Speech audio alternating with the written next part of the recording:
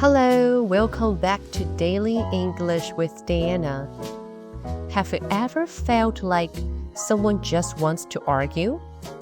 Like, no matter what you say, they still get mad. Today we are talking about how to say that in English when someone is being difficult on purpose. Let's go. Number 1, pick a fight. Pick a fight. Pick, P-I-C-K, pick, P-I-C-K, fight, F-I-G-H-T, F-I-G-H-T, pick a fight. This means to start an argument, even when there's no reason. Here's an example. I said, I'm tired. And he said, so you're tired of me? Wait. What? Why are you trying to pick a fight? Number 2, find fault. Find fault. Find, F-I-N-D, find.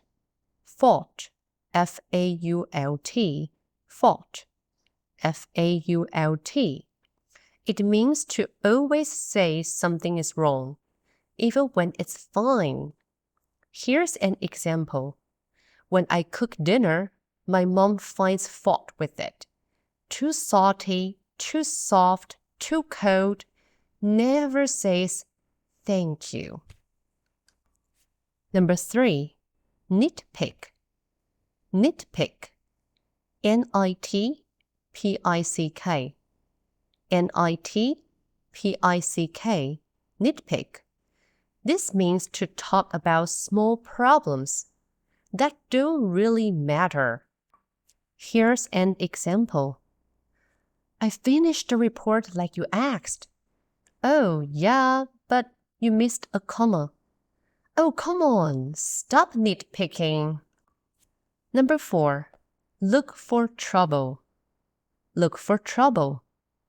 Trouble, T-R-O-U-B-L-E. T-R-O-U-B-L-E, trouble. This means someone is trying to make a problem on purpose. Here's an example. She walked in with that look. You just know she's looking for trouble.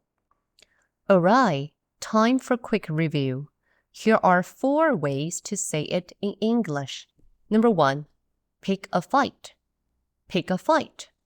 P-I-C-K, pick. A fight, F-I-G-H-T. Pick a fight. Number 2, find fault. Find fault. F-A-U-L-T, fault. Number 3, nitpick. Nitpick.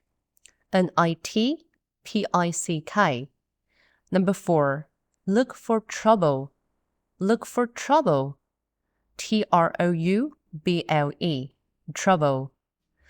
They all mean someone is being negative or difficult on purpose. Try saying this next time. Why are you trying to pick a fight? Or stop nitpicking. It's not a big deal.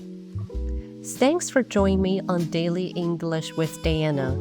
If you liked this episode, follow the show, leave a review, and share it with someone who loves picking fights. See you next time. Bye-bye.